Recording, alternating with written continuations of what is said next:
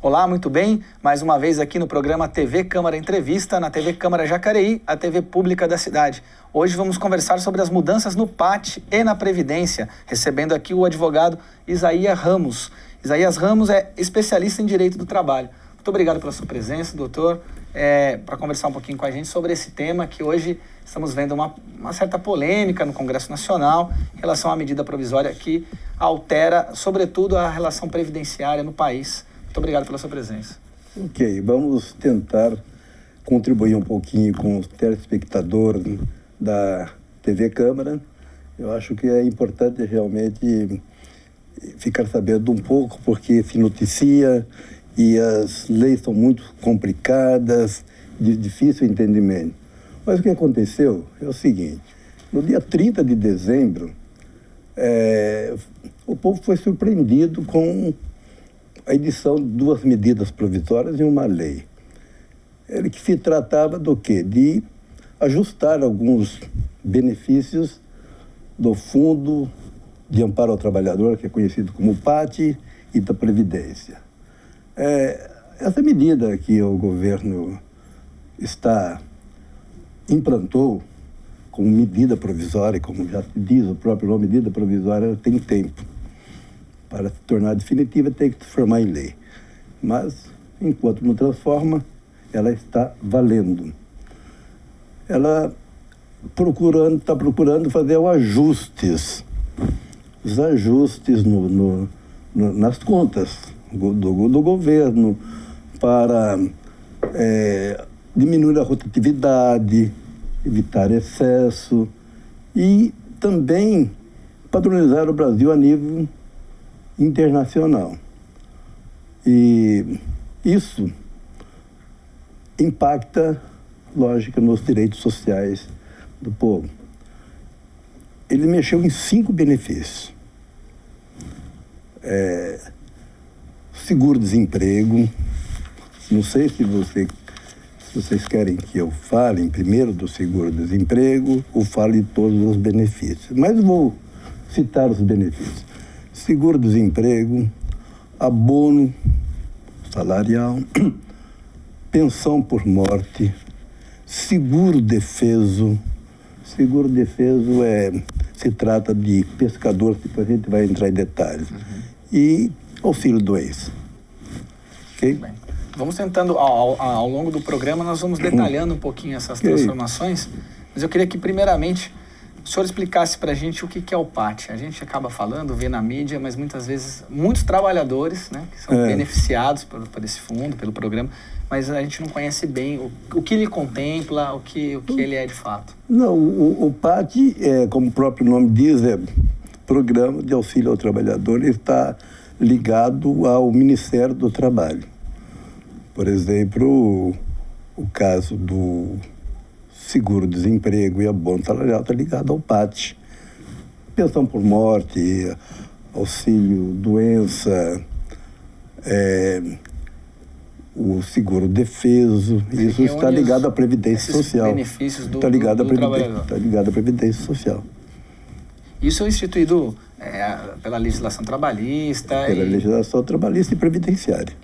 E vem passando agora por essa tentativa de mudança. Tentativa de mudança, porque com essa medida, segundo o pronunciamento do ministro-chefe da Casa Civil, Luiz Mercadante, ela terá um impacto na economia em 18 bilhões no ano, no custo de 2015.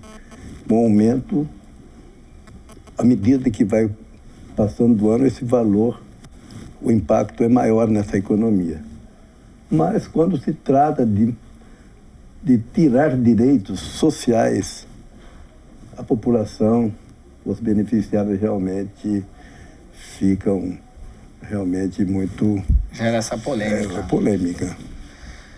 Doutor, a gente vê que a Previdência, muito se fala, o Brasil ele viveu nos últimos anos, ele vem vivendo uma inversão na sua pirâmide etária, né? O país está envelhecendo, né? As pessoas se aposentam e passam os que contribuíram, a Previdência, ela ela beneficia uma gama muito grande de trabalhadores. Algumas pessoas dizem que essa nova realidade do país, né? O brasileiro está vivendo mais, está se aposentando, já uma polêmica, alguns dizem cedo, outros dizem que não.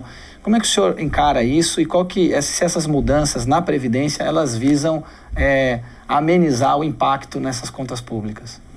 Exatamente por isso, porque a expectativa de vida, que antes era 60 anos, 62, 65, hoje, se não me engano, ele está em torno de 73, 74 anos, expectativa de vida. Então você eu conheço trabalhadores que aposentaram com menos de 50 anos de idade, principalmente quem trabalhava em área de periculosidade, insalubridade, áreas nocivas, com essa idade. Hoje já se estabelece uma aposentadoria para homem no mínimo de 53 anos de idade e também com redução de benefício. Hoje existe aquele pedágio. Se aposenta mais cedo, você pode receber 50% daquilo que você ganhava. Se você for deixando para aposentar mais tarde, vai aumentando essa faixa. Se você chegar numa idade, nos seus 60 anos de idade, você recebe integralmente a sua aposentadoria. O que o Brasil está visando é isso. E não está, eu não tenho em aspecto político, do ponto de vista conceitual, não está errado. Mas, quando mexe no bolso do trabalhador, a situação fica realmente polêmica, como você disse. Porque para muitas pessoas você mexer com direitos que já estão adquiridos e isso... Nós temos uma política... a Previdência ela é uma política social. O senhor não acha complicado alterar isso? Assim, por exemplo, algumas pessoas, no meio do jogo, ao se aposentar, vão encontrar uma realidade diferente daquela de quando eles começaram a contribuir. O senhor acha que esse é o tema da discussão? Não, esse é o tema da discussão e vai demorar um pouco, mas vai chegar lá. Quando se mexe na regra do jogo de direito adquirido, acontece isso. Se reportando essas medidas provisórias, você veja bem, o seguro-desemprego. Seguro-desemprego, você poderia trabalhar 6 meses se você fosse demitido, fosse mandado embora sem justa causa. Eu vou falar só da justa causa, tem alguns outros critérios que você poderia sacar o seguro-desemprego. Mas você receberia, começando com 3 parcelas, para quê? Para você, esse tempo, você ter uma folga financeira para você procurar um outro trabalho. Hoje, segundo as novas regras, tem que trabalhar no mínimo 18 meses para você ter o direito ao seguro-desemprego. Ok? Agora, existe o lado, as duas moedas, né? As duas faces da moeda. O seguro-desemprego, com 6 meses ou com 18 meses, com 6 meses, vamos falar dos 6 meses, o empregado, muitas vezes, ele, quando atingiu o 6º mês, ele dá uma forçada na situação para ser demitido, receber o seguro-desemprego, receber as suas férias proporcionais, seu 13º, seu fundo de garantia de 6 meses. Recebia, e às vezes existia também o quê? Um acordo, que é o jeitinho brasileiro, né? Um acordo entre patrão e empregado para demitir, receber o seguro-desemprego e ficar trabalhando sem o registro na carteira, na informalidade. Com os 18 meses, isso já diminui essa rotatividade. Isso para a primeira vez que o empregado ele requer o benefício. 18 meses, então. 18 a mudança meses. Então de 6 meses para 1 ano e meio agora. Depois tem o segundo contrato, que já aí passa para 12 meses, e o terceiro com 6 meses. Aí acaba. É o que diferenciou. Essa talvez seja, das mudanças, uma das que mais causou, então, discussão. Essa alteração no benefício do seguro-desemprego. O seguro-desemprego, acho que todas causaram. Isso aí tem um impacto bastante grande, sim, essa alteração do tempo, né? Como disse, mexeu no bolso do trabalhador, né? Ainda restam 4 para a gente conversar. Certo. Uma delas é o abono salarial. A gente vê que bastava para o trabalhador trabalhar apenas um mês e ganhar até 2 salários, trabalhar por apenas um mês e ganhar 2 salários mínimos, até 2, para receber o benefício. Exatamente. O que muda agora? Hoje você tem que trabalhar no mínimo 6 meses no ano calendário. O ano calendário ele começa 1º de julho e termina no dia 30 de junho, para entender. Tá, um calendário para fins de pagamento, seguro-desemprego, como é também para precatório, tá? Voando, tá? Hoje tem que trabalhar 6 meses para você receber o seguro-desemprego e ainda assim é proporcional. Não sei, se você trabalhar 6 meses, você vai receber um salário, um piso. Um salário mínimo. Se você trabalhar 9 meses, você vai receber... Isso é proporcional como é, por exemplo, o 13º salário. Como é o 13º salário. Ok? Isso, é lógico, também esclarecendo que quem tem o direito ao abono salarial é quem recebe até 2 salários mínimos. Também não recebe. Tem que trabalhar um mês com carteira assinada, 6 meses com carteira assinada. Assinada também. Esse é o critério. A gente vê as medidas também essa aí também... ao trabalhador que está formalizado, né? Você acaba impactando também no trabalho informal. Talvez seja uma medida que visa diminuir a informalidade no mercado de trabalho. O senhor acredita nisso? Ou ela pode contribuir para que aumente diminuir, contribuir. Todas as medidas contribuem sim pela informalidade. Porque... talvez a gente fale um pouco mais para frente sobre isso, a carga tributária, a carga fiscal que recai sobre um empregado, numa folha de pagamento, é muito alta. É muito alta. E acontece esses problemas da informalidade, trabalhar sem carteira, naquele jeitinho e tal. Um tremendo risco também para quem contrata. Você imagina um empregado trabalhar sem registro e acontece um acidente dentro do trabalho ou na vinda da casa, da residência ao trabalho, que chama seguro trajeto, né? Você tem o direito.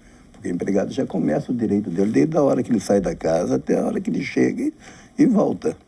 Acontece o acidente. E hoje, se ele tiver com a carteira assinada, se ele tiver registrado, o ônus, desde que não tenha um nexo causal com a empresa, o ônus é da Previdência, do governo.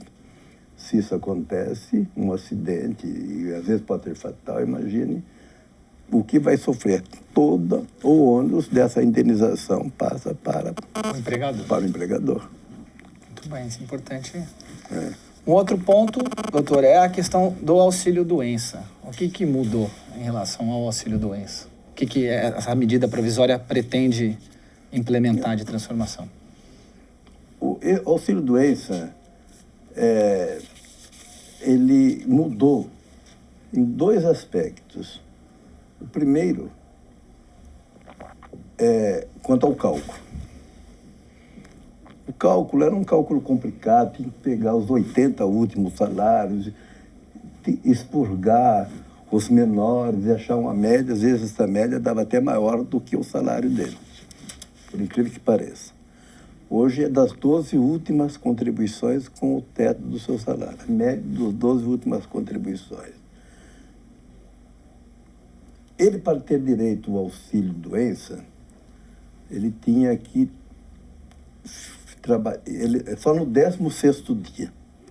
15 dias ele ficava por conta da empresa, os 15 dias por conta patronal. Hoje, levou esses outros 15 dias para 30 dias. Hoje o empregador paga os primeiros 30 dias. Ele só vai passar a ter o direito a partir do 31º dia, que ele vai entrar no INSS. O que visa, se depreende aí nas exposições de motivos para a confecção de uma lei, toda lei tem que ter uma exposição de motivo para que ela seja editada. É que com 30 dias ele tem mais condição de se recuperar a saúde. Lógico, com 2 dias é mais do que um, né? Então, com 15 dias a mais, ele tem uma condição melhor de ser reincorporado ao serviço. Esse ônus também já passou para o empregador. Já passou para o empregador. Né? E é mais uma carga tributária para o empregador. E também tem um lado positivo para o empregador. Porque se ele entrar um dia no INSS, por exemplo, num caso de acidente de trabalho, um acidente leve, um corte no dedo, coisa que você vai recuperar rápido.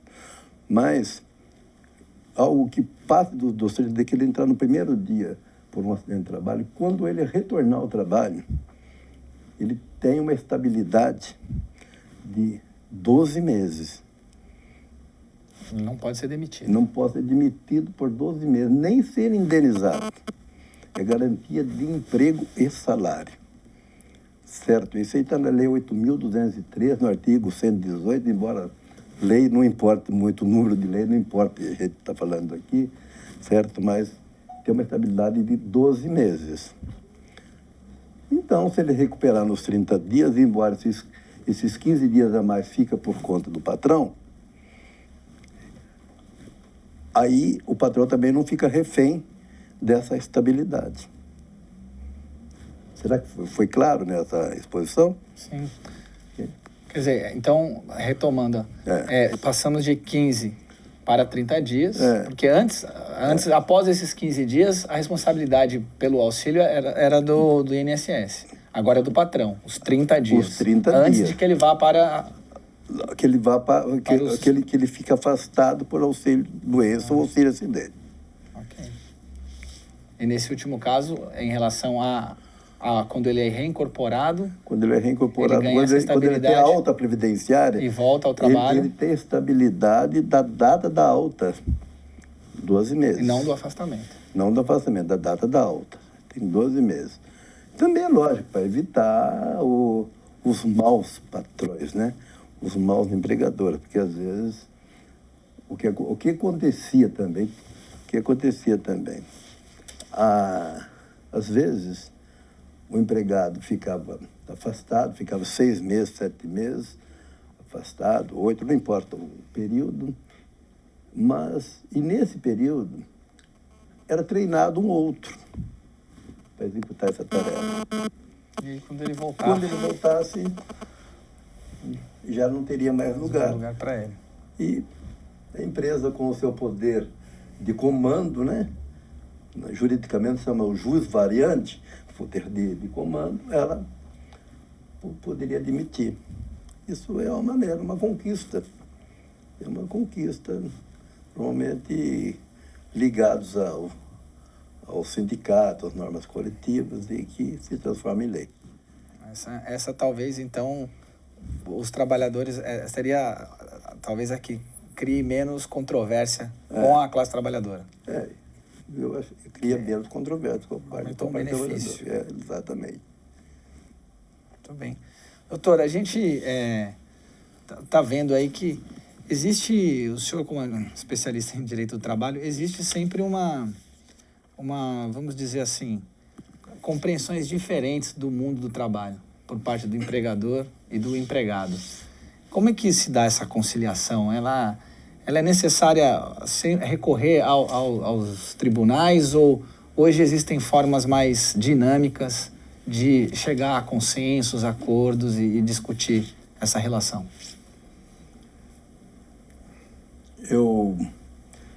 Olha, só existe uma forma de discutir fora dos tribunais quando existem as duas partes amadurecidas. E até às vezes a intervenção do próprio sindicato, quando é um sindicato maduro também, que pode fazer isso daí em termos de negociação extrajudicial. Porque quando as duas partes não estiverem amadurecidas, não tem outro jeito a não ser recorrer para os tribunais. E lá é pesado.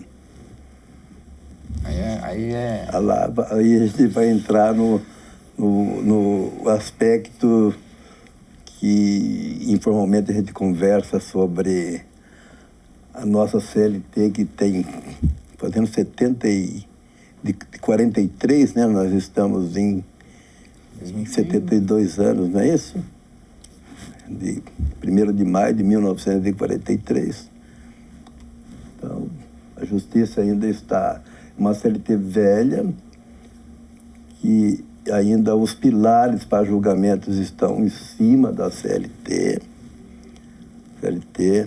embora exista no Brasil leis complementares, precedentes normativos, súmulas, enunciados, jurisprudência que vai alterando, que você precisa acompanhar muito, porque não você se perde. Nós que somos da área, nós temos que ficar dia a dia atento com isso, porque às vezes um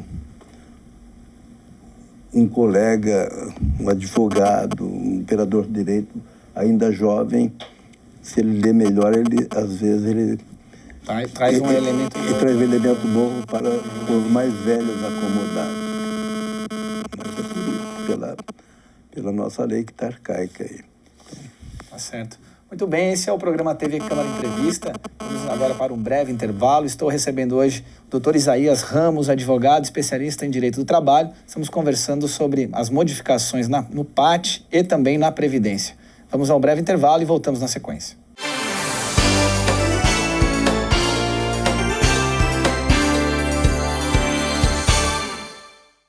Será preciso ter 2 anos de casamento ou de união estável para que o dependente receba a pensão.